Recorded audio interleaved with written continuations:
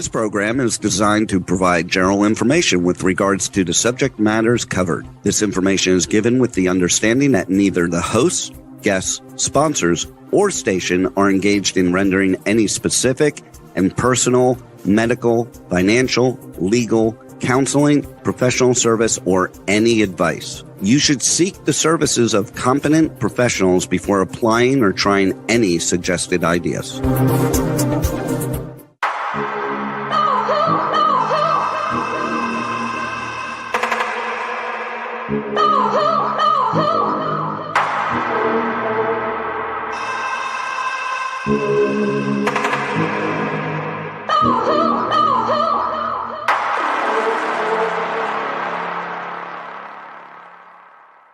Good morning, true seekers and true crime junkies. Welcome back to another episode of Hit the Road Jack, Finding the Zodiac.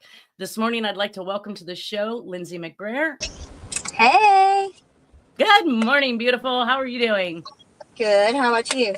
Oh, I'm awake. I'm happy. I don't know, all kinds of energy. Yeah. I don't know what to do with my hands. Let's bring Nolan Del Campo to the show as well. Oh my God. That is hilarious. It is kind of it's hilarious that it happens to be both our favorite characters. Good morning, everybody. Good morning.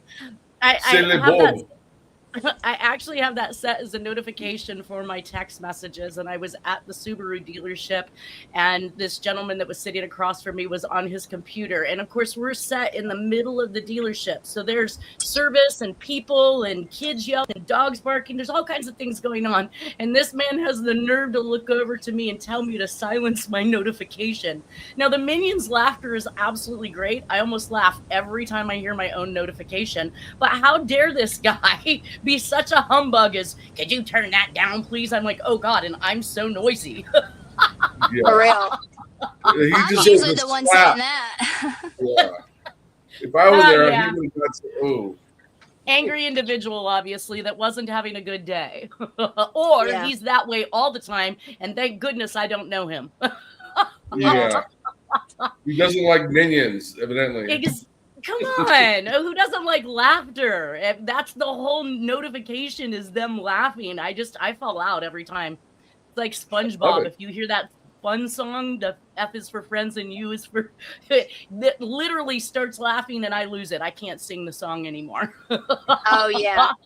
What's funny is what's even more funny is the stuff they put in SpongeBob, like, and it's supposed to be for kids, and you're like, what? The But dolphin you didn't realize cussing. you didn't realize it when you were little, but like then when you as an adult watch, like you see it on TV and you're like, oh my God, is this real life? Like what? Well, bless your young heart, because I only know it as an adult. Well, no, I knew it. I was like a teenager whenever, but I remember it being on with my like little cousins and stuff. And even when I was a teenager, I didn't even notice. All until right. Later. I got corrected only because I didn't finish it. Juan says it, and I'm going to try to do this, but it's F is for friends who do things together, U is for you and me, N is for anywhere, anytime at all, here in the deep blue sea. Ha ha ha ha ha ha. Oh my God. Okay. I actually don't know that one. Another level today, huh? Okay. We're definitely at that level. I said, I don't know what to do with my hands. Did you have an Alani today? No, I'm barely on my coffee. I just started. Whatever. I got some good sleep. Is that an energy drink? Y'all don't know about Alani's? What? No. I can't drink energy drinks. If you imagine this energy that I have right now, put me on one of those, you all kick me to the curb. You won't be able to stand me. I promise. No doubt. All right, so last week we left off on the Harold Blum letter, which I barely made it through reading. We didn't really have an opportunity to discuss. So we are back today with Lindsay MacBrayer to talk a little bit about this letter. So you found this in the Adam Walsh files, correct? Yes. Now, it appears as though, based on this notation at the bottom, and this looks like a card that's probably created by the Hollywood PD. I don't believe that this was written in conjunction with the letter, but it is labeled John R. Walsh. And in the bottom of it, it says, has been receiving mail and phone calls re Walsh case. And Yeah. it regards to this letter. So obviously, Harold Bloom is trying to reach out to him pretty hard, right? Oh yeah, there's several different letters in there from him. Really? Well, there's some to the police and to him and to John Walsh. So directly. what made you pull this one of all the ones that you saw? Well, I thought it was significant because that way you see that it's documented, a legal document where it says that, you know, it just proves our point of them constantly receiving calls and things like that. And then because it doesn't really specify, it doesn't say that he's been receiving multiple from Harold Bloom. He's been receiving multiple in general, and we do know that. So, but the Harold Bloom has sent multiple, but I don't think that particular one is saying that directly towards Harold Bloom, because they're like, the way the case file is set up is so like discombobulated, like it's all out of order, and so it's like you have to piece it together yourself, and especially when you're on a computer doing that, you know, Right. it's a lot harder than if you had it all printed out, you know. Yeah, I'm not sure if it ran in date order or not. It seemed like I would find things skipping around in the Zodiac files. So I then had to come and put them in chronological order. So you're right in that aspect. The files are jumbled. They're scanned in with no rhyme nor reason. They definitely don't walk from beginning of the case to the end of the case, which is something that I've been trying to do with Jack's evidence so that people can know, and see who Jack was through his life. We're going to get an earful today on him. But I was kind of like a little confused because it says white male, date of birth 12/9/07. Who? Yeah, I don't know why they wrote that under that either. Was that his son's date of birth? No, 07? No, he died in 81. Yeah, and I don't even know what could have been 07. Like, whose date of birth? I don't know whose that could have been. Now, John Walsh's birthday is in December, but it's not December 9th, and it's not in 2007. Correct. Okay. Also, the number underneath the address looks like a phone number and not a zip code. Too many numbers for zip code, but there's no area code. Correct. Well, a lot of them don't have an area code because I guess they just, when they're jotting things down, they know, so that's they're in their area already. Yeah, that makes sense. All right, so as we went through this, and we do recognize that in our first couple segments together, Lindsay, that Harold Bloom was mentioned in a newspaper article as one of the theories as to what had occurred with Adam Walsh. That amongst O'Toole, which we know is a complete joke, and I think a couple other theories, but this one stood out to us because he kept claiming that this was a political move, that this was mob related. I mean, even in this letter, he says they're basically one and the same thing, and that the Hollywood Police Department felt that this was a mob hit from the beginning. Oh yeah, they did. And have you read this entire note? It's where he's saying that they made some kind of deal. It was some kind of deal went wrong, and had ties to the mob, had ties to Nixon, had ties to but the Bahamas, the Paradise Hotel, and he just the Paradise Hotel. I didn't read the Paradise Hotel in here, but that's interesting. Oh, that must have been another letter, but I may not have sent you that one. But well, then I want to definitely see that one because we know that the Zodiac refers to paradise, and while he's played on it, using it, making it look as though he's talking about a pair of dice, as in gambling, that still leads us back to mob. It still has its own innuendos, but if you find that letter, definitely let me know. I know that in this particular page, he had indicated that the murder was a political assassination. That let's see, a 6-year-old boy, a political murder, but the letter does not stop here like it did all the times before. In the circle of Vero Beach, Indian River County law enforcement, it is well known fact that it was a political killing. And then, of course, the Hollywood detectives also thought that it might have been a mob hit. So basically back and forth. And then this guy, I guess, I'm assuming, gets stifled, right? I don't know what the disposition of this individual is, if he's still alive, if this was... he's basically stating that he used to be a millionaire and that due to what they've done to him, he's basically lost all of his money and was hiding out at a friend's house in Vero Beach or St. Petersburg, I think. Let me see if I can go to that. I believe he was Fort Pierce. Sorry. He was a big to-do in the media and newspapers and things like that. So I think he was a journalist. Oh, it would be interesting to figure out who this gentleman is. And he does refer to some media people. So at the end, which I wasn't able to decipher the entire message, said, an innocent ad lib to me by Hans Freeman of CNN, at least be terrified these people into Adam's death. They had to do something drastic at once or be exposed. What about the statement of Barbara Walters in San Francisco? And then I couldn't read this last little section that's there at the bottom. It's too blurry.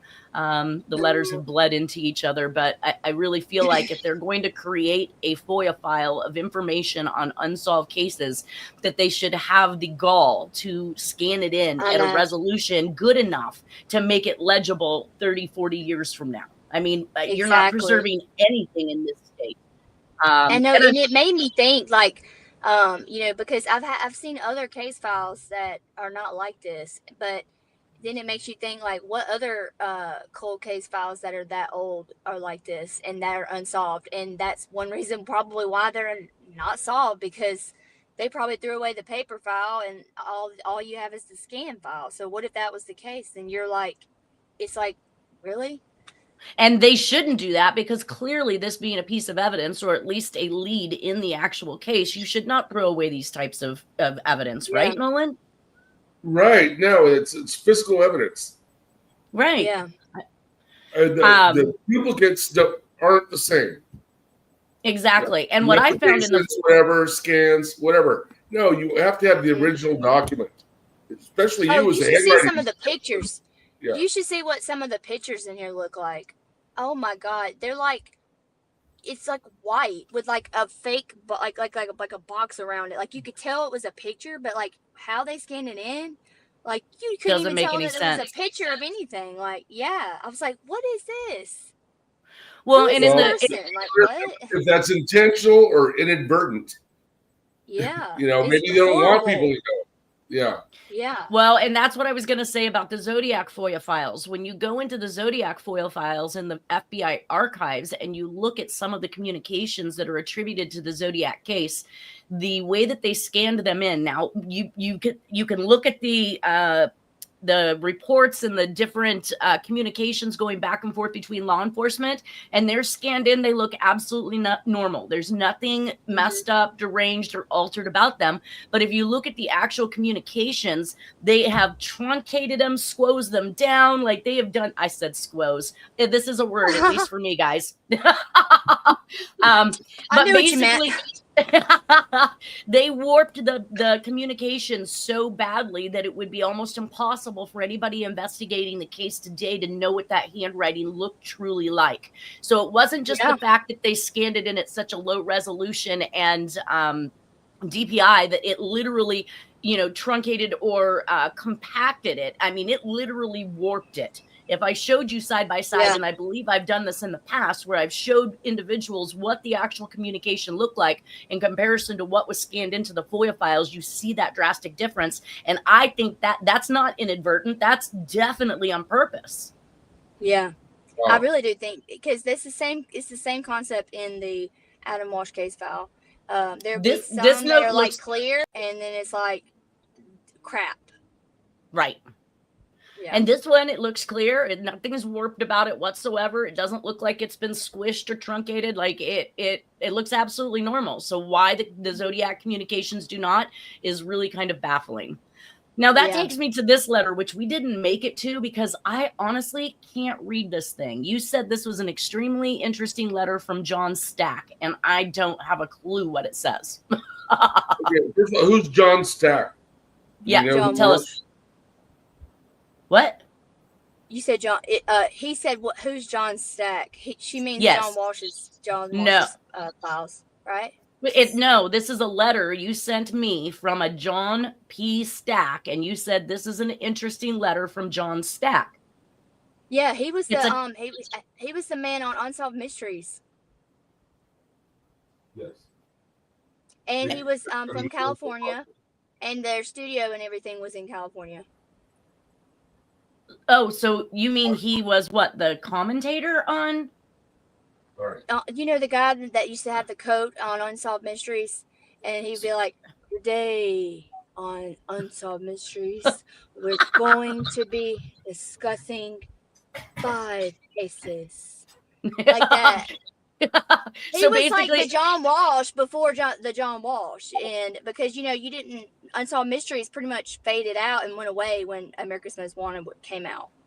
right. So that's why I thought it was kind of significant. Why is he writing a letter to him? Right. Okay, so like that famous guy that's on Forensic Files, he's the voiceover or the person who talks and commentates throughout the segment.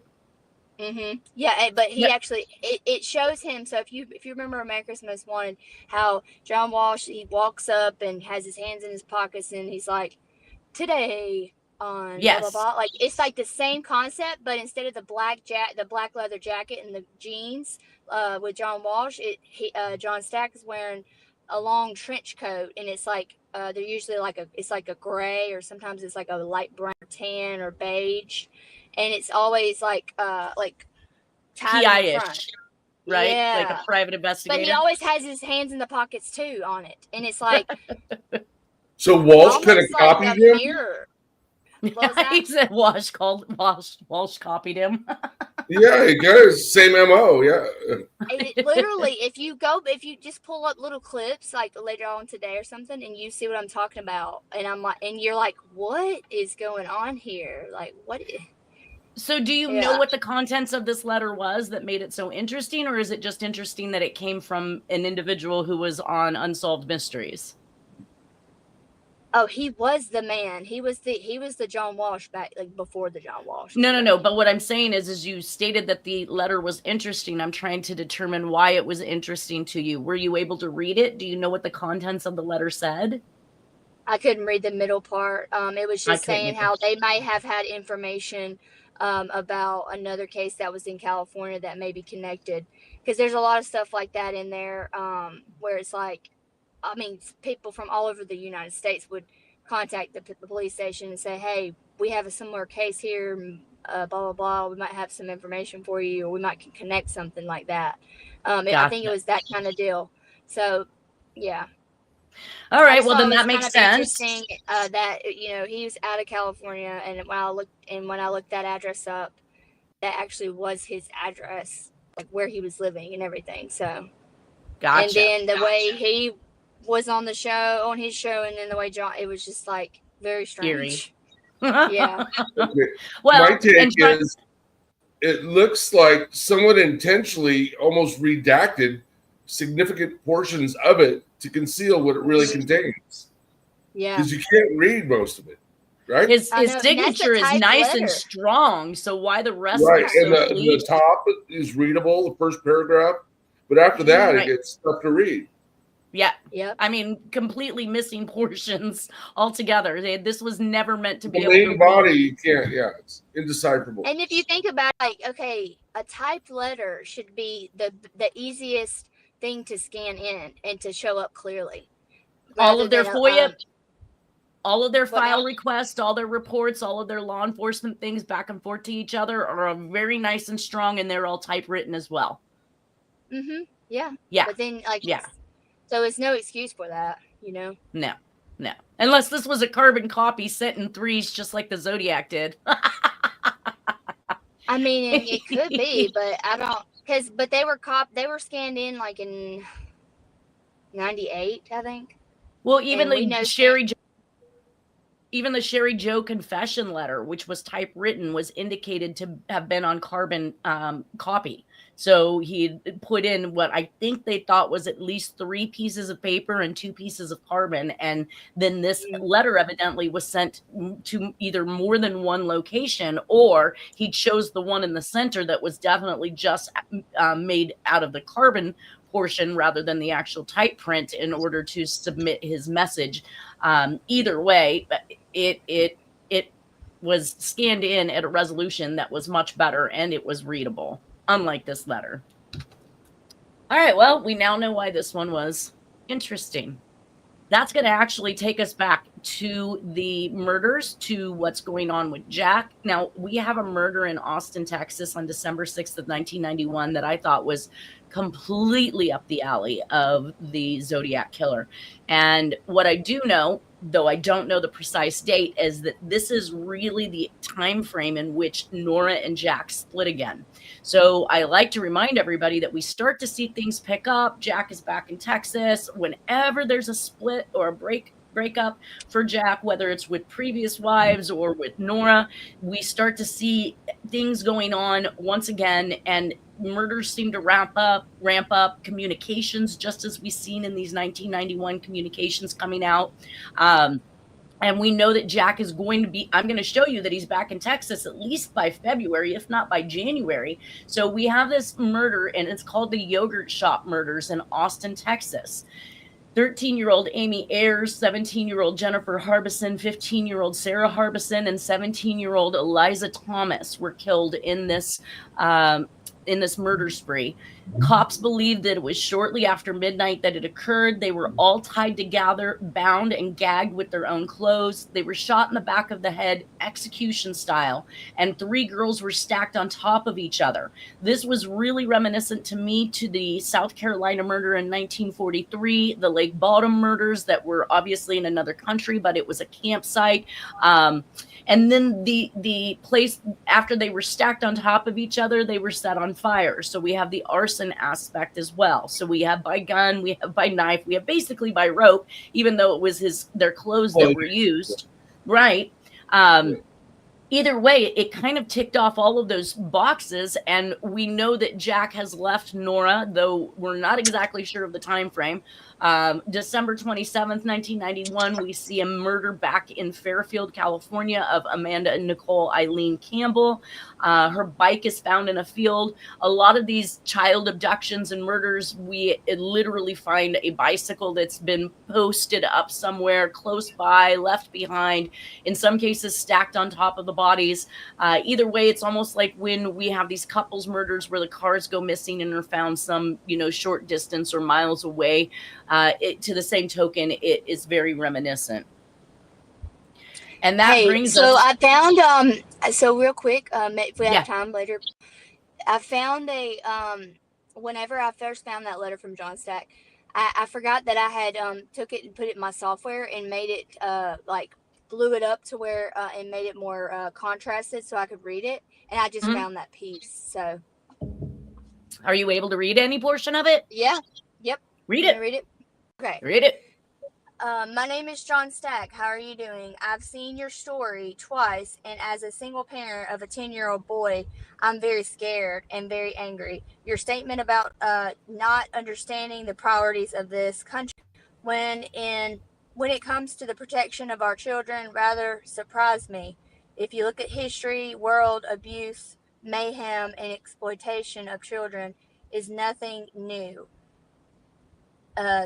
In Scotland, something, mothers had days to take their babies coal mines and broke their backs trying to take enough money to feed them. Benefits this country had to pass child labor laws to stop the brutal exploitation of children. Okay, we're about to get to the good one. There has down a felony complaints arrest warrant issued for something ex-wife for years to provide child support. The DA just informed me that the collection of child support has been a priority and nothing new to him. For the parent court, blah blah blah. I'm trying to skip down. Okay, here we go. So, you know, the FBI has plenty of this information and all the money they need to run this sting operation to entrap some rotten Congress that we all know are a part of the system. Aren't they running sting operations to find out what's happening to the 50 to 100,000 children that go missing each year in this country, never to be seen again? His answer will be, there's no money, there's no persistence in it for them.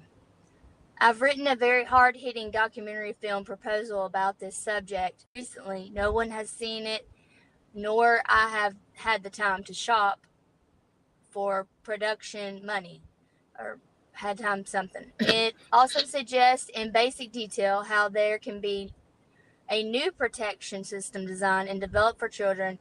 If you feel you have the time and avenues to secure the needed funds, I will be happy to send you the proposal upon written request. It should be produced and distributed ASAP.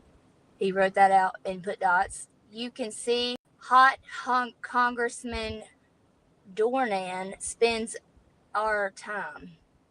Sincerely yours, John Stack, or John P. Stack. Wow. So he's right. So he is basically touching on the child trafficking ring, the involvement of politicians, just short of actually indicating that there's mob involvement, which I'm pretty sure that that's where it all emanates from. I mean, I don't believe that those in politics are running the illegal rings. They're just participating in it and facilitating. Right. They're funding, they're allowing money. It. They're allowing it. I just watched the plight on the steps of, it was in Washington, D.C. by the victims of the Epstein case. And it just dawned on me. I mean, I'm not going to say dawned on me as much as instilled my thoughts that Trump is not going to release this Epstein file. It implicates him. It implicates just so many different political people, high, influential, rich individuals. I don't think that they're allowing him to. I think that. Well, he's in it. He's in it. I mean, let's be real, right? He's part of it. So there's a reason for him not to and join that band. So it's unfortunate, but watching that just really made me, realize that we've got people who are standing here saying, I was abused by the Prince of England. I was abused by political people, by rich people, and nobody. The Victoria's Secret guy, what was his name? Wexner. They named him too.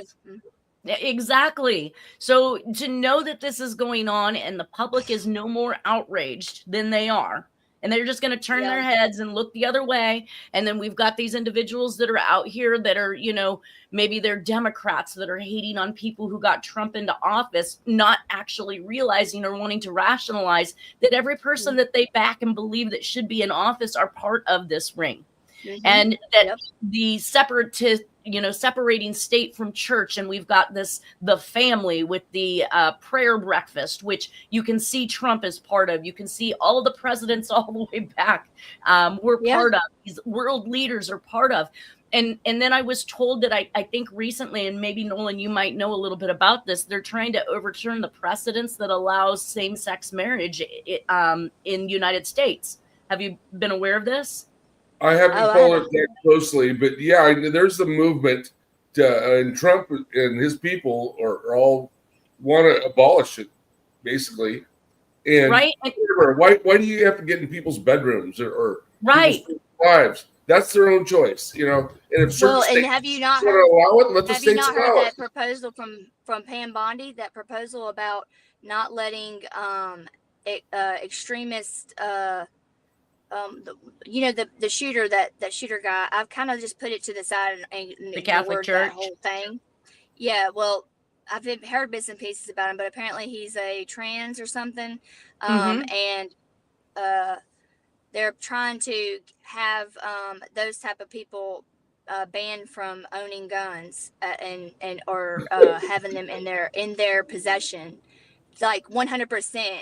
so that leads me to think that, okay, well, we don't need to do that. We don't need to do that to anyone, because that's just leading up to more people. Okay, well, if they have mental issues, then that means that they can take this law that they're trying to propose and put it on somebody else that has mental issues that does need a gun and for their protection, for whatever, or their whatever it is, and then it's going to lead to something else. It's going to just keep going, and then eventually, like, no one's going to have one. So that just needs to, it doesn't need to be against anyone. You know what I'm saying? Okay, I got two statements, and I'm hoping that I can keep them both in track. So when we go back to the Netflix documentary on the family, which talks about the prayer breakfast and the induction of all these world leaders, we see that Coe, the guy behind the scenes that's been seen with all the presidents all the way back to Roosevelt, he has literally, once he gets these countries' leaders on board, he then attempts to manipulate their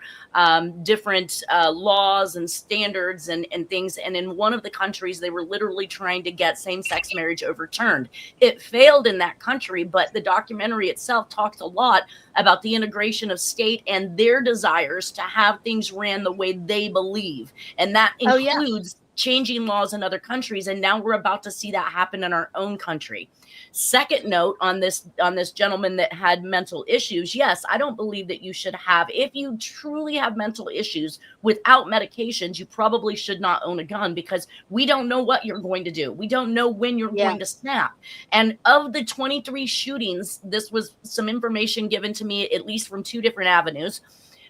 I was told in one case, 21 of the 23 shootings were mentally ill people who were on psychotropic drugs. So basically, if you've already got mental issues and your brain isn't working correctly, can you imagine throwing a chemical at it that may not agree with your system in general? Yeah. And so and then another individual indicated they read that all 23 were on psychotropic drugs. So if you have mental issues, if you are on these type of drugs and you fail to take them, let's say they are working and they're not messing you up. If you fail to take them, as many do, then you're bound to spiral back down into that bad behavior or those bad thoughts and then commit these crimes. How about getting rid of these drugs? How about working on the person's real issues rather than throwing chemicals at them that cause even more issues? There's my 2 cents. Okay, I just have a little aside on that. It's a full moon the last couple of days, and I noticed it. No wonder. I drive on the freeways all the time in the Sacramento area, and I can tell when it's a full moon, not even by looking at the moon, by the way people drive. Because the moon, it's been crazy the last 2 days here. Arises because the moon affects a lot of people. We're a lot of there's a lot of water in our bodies. And I think there's a song about that too. The freaks come out at night. Oh yeah, people. I believe it. People tailgate, they speed, they drive like lunatics. It's right. Today, yesterday, tomorrow. It's going to be terrible. So just be careful. I was behind 3 wrecks this morning. 3. Yeah. I truly believe that what you eat and you put in your body can have an extreme effect on your hormones, on the chemical makeup of your body. And what if just some of these foods we're being fed, or some of these foods that we're being allowed to buy in our grocery stores have just enough chemicals or hormones or pesticides or other things in them to cause these type of mental issues in people. We need to start with the basis of what we eat and put into our body and see how that affects everything else, because we do know that there are particular foods and chemicals and preservatives and other things that absolutely affect the hormones, which will affect the chemical makeup of your brain in individuals as young as 7 and 8 year olds who are going into puberty well before they should be. So just a note, let's look at what we're eating. People making money off all that additives. They know. They already know. Yep. Yeah. All right, so back to our murders. Well, we now have Jack. What's really going on? What's really going on? Now, back to Jack. we actually have Jack in Texas. Now, this is the first documented picture I have of him back in Texas. It's February 6, 1992, Jack's birthday at his mom's in Texas. Would confirm that he is now living separate and apart from Nora, as indicated by the next entry of her address during this time. Also, receipts for an Isuzu pickup truck sold with the address in Dale, Texas from 292 through 1292, as we see for Jack for some time to come. So Dale, Texas is approximately 36 miles from Austin, Texas, where the yogurt shop murders occurred. This, again, is that proximity, in which case I had indicated in the past that the Zodiac held anywhere from a half an hour up to 2 hours away from home, maybe another hour off in another direction to dump the body, but always within that proximity. So we know that Jack has purchased this property for Flova in Texas, which may or may not be his property with his name on it, but I know his mother resided there until she passed. And I want to say that was 96, 97. We'll be getting to that soon. But you can see these receipts down here at the bottom. He's definitely giving the Shady Oaks address, which all makes sense when I say we need to be looking at Jack and the Zodiac for those yogurt shop murders. Well, and that's whenever it almost like hypes back up. Like that was hold on 1 second, guys. Let me go back. Nolan, go. What'd you say? The picture on the left, that's Jack. The picture on the left is actually Flova. This is Flova on the left. And then who's the man? And then on the right over here is Jack sitting here eating his birthday cake. Yeah, that's Jack. Sure. And this is Red. And he literally, in one of his letters to Red, said he was going to have to come there and basically put him down or shut him up like a dog, basically, if he didn't do what Jack was telling him to do. I don't know if we've gotten to that letter yet. I don't think so. No, I remember that. Right? Like, don't make me have to come there and fly a red flag, he said. Yeah. I think that was the words. All right, now go ahead. I'm sorry, Lindsay. What was your statement? Well, I was just going to say this is kind of like the time frame where everything kind of hypes up again. That serial killer error and all the craziness kind of starts happening all of a sudden again. You know how he slows down and then he picks it back up. Well, we see that in these years again, and also I've seen in the case file that there's a lot of stuff that hypes up in those years as well that are in the case files about crazy stuff that is in there. Random things are put in there. And then John's getting all these letters like back to back from all these different people about all these crazy, things. And it just says, well, but by this time he's on America's Most Wanted, right? Uh-huh. So he may very well be getting the crazy letters because now he's in the eye of the public. He is a celebrity and he's trying to solve crimes, right? So he may be getting a lot of craziness in regards to it. But I always find it interesting that whenever Jack is in the middle of a separation, a divorce, or a split, or whatever it is that he's got going on, trouble with the law, trouble with his stepson in the law, we start to see things happen. Zodiac-esque like murders in Texas, and we know that Jack is often back and forth to Texas, but we're going to see him here in Texas at least for a good solid year. So anything that's happening in Texas, I highly suggest we need to be looking at, or maybe even the affiliation to or acquaintances of these other individuals that have been considered prime suspects for some of these crimes, which we're going to talk about a couple more here.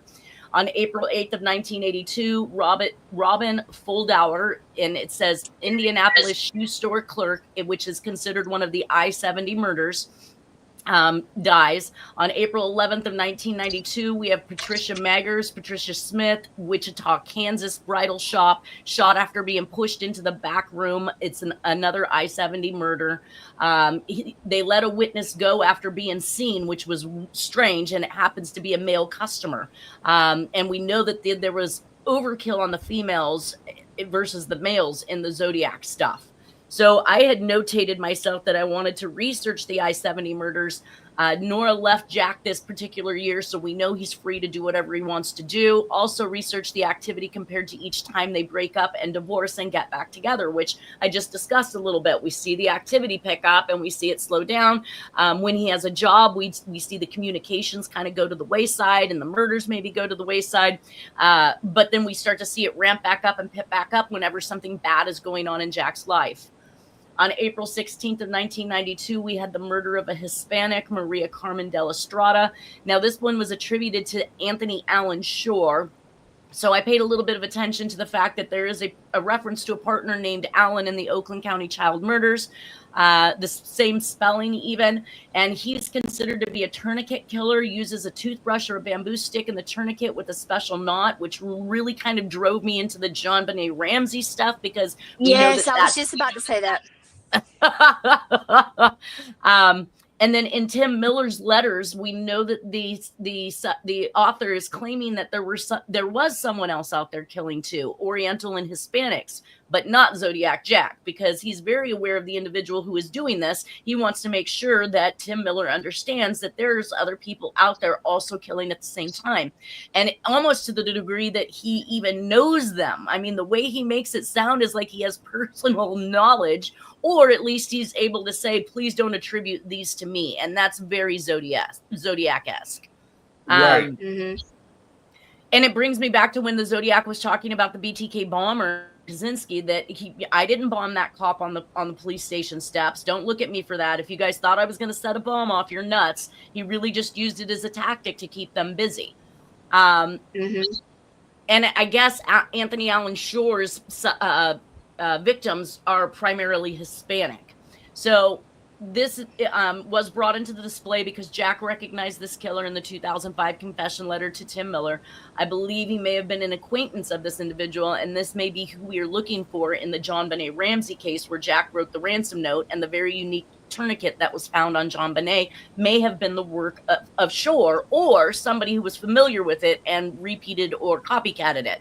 Either way, I've always been kind of convinced that there's a possibility that the DNA is not going to match fingerprints, that's not going to match the handwriting, so the confusion will carry and continue on forever in regards to John Benet Ramsey, because if they found somebody where the DNA matched, it's likely the handwriting won't, and fingerprints and so on and so forth on down the line. So, quick question.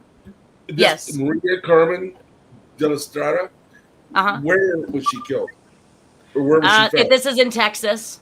I figured Texas. Was it near the border? I don't know. I think we're thinking the same thought, I think.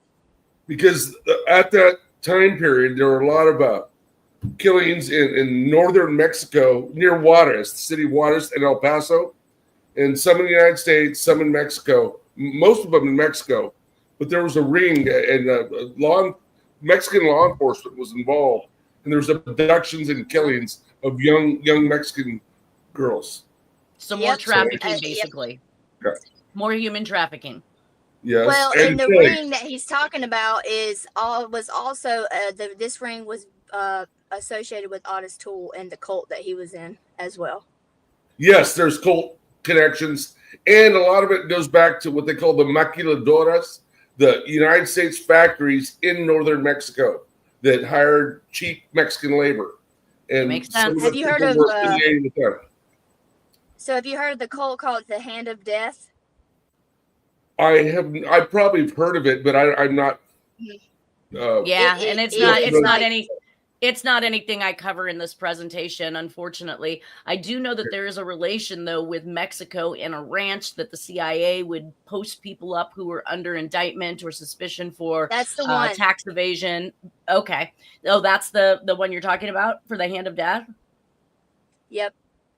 Oh, okay. So maybe there is a connection I'm not aware of. But we do know that they would often hide mob, politician, anybody who was under indictment that they needed to get out of the country. I think if they didn't kill you or your kids to shut you up, they scurried you out to another location where you couldn't be questioned, because you would ultimately probably pop the can on everybody. Kind of like Epstein. Let's do away with them. I'll get my notebook out and I'll take a picture of my notes from whenever I was researching that cult. Yeah. Yeah, I did not know that was a cult. I just thought that was kind of a CIA operation. Of course it is. Was it a satanic cult? Yes, satanic. Yeah. Okay. And I didn't really find the cult. I think it was Louise. If I'm correct, it was her last name was Spangler.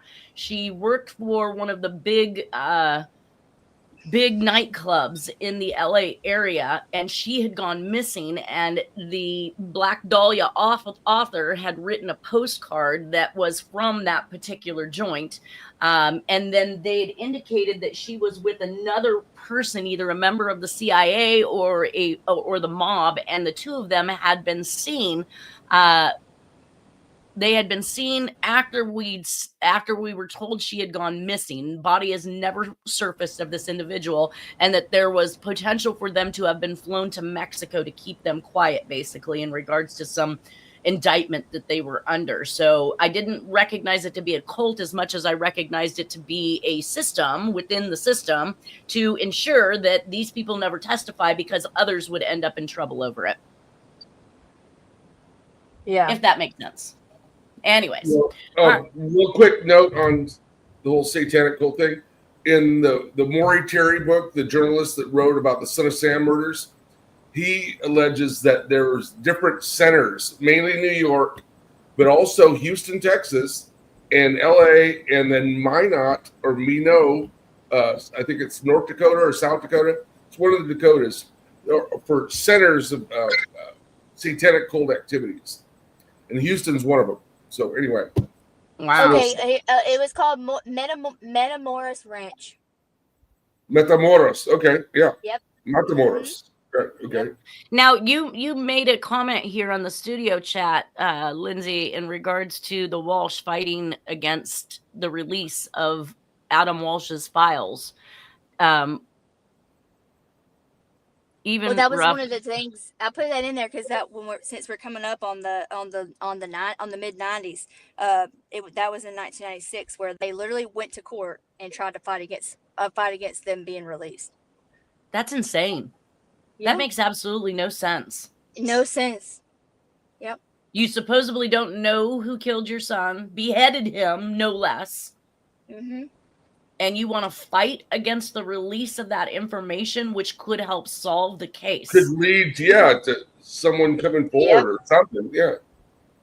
The only thing I can read into that is that you don't want your information, the things that might lead back to your nefarious deeds, released, because ultimately speaking, they dug up, I'm sure, a lot of information. Oh, yeah. And probably the same reason why he didn't want the FBI to assist and help in that particular Yep. And then hired his own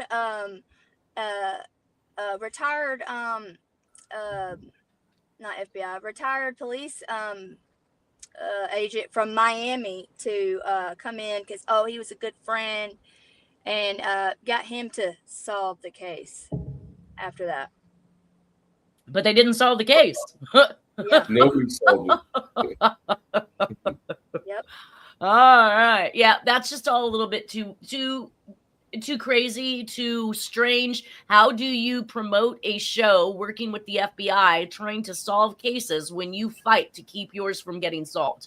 You fight from having the very individuals that you now work with involved in it. It's too shady. It's too strange for me. It is. That's why I'm like digging. I just keep digging. And I just keep finding more. Was America's Most Wanted on Fox? Yep. Yes. And guess who owned Fox? Murdoch. Yeah. Yep. Well, anyway, I had a hunch. I never really watched the show. I was anti, but I thought it was on Fox. Yep. So carrying on with Jack at this point, we have more instances of him being in Texas, and this is April 19th of 1992. As I had stated in the past, there are plenty of times we've seen Jack in Texas visiting mom on Easter. It must be something particular, but we know he is literally living here at this point. It says April 19th, 1992, Jack is at a family gathering for Easter, and there's no sign of Nora or Charles in these pictures, so it's clearly Jack here alone. There are pictures of Flova's new house on Shady Oaks and Chubb's place in Seguin. Now I'm a little confused because we read some time ago what was supposed to be the eulogy for Chubb's, for Jack's, or maybe Chubb's is Jack's uncle. I'm trying to determine whether I had the right one, but it said that Don had written the eulogy for his brother, and so now I'm even more I'm confused. I'm going to have to go back and cross-reference to see if Chuck or Charles is different than Chubbs, and maybe one is an uncle, and maybe I have misstated some of the family dynamics here, because Chubbs, I believe, is Jack's brother, and he is still living in Texas at this time.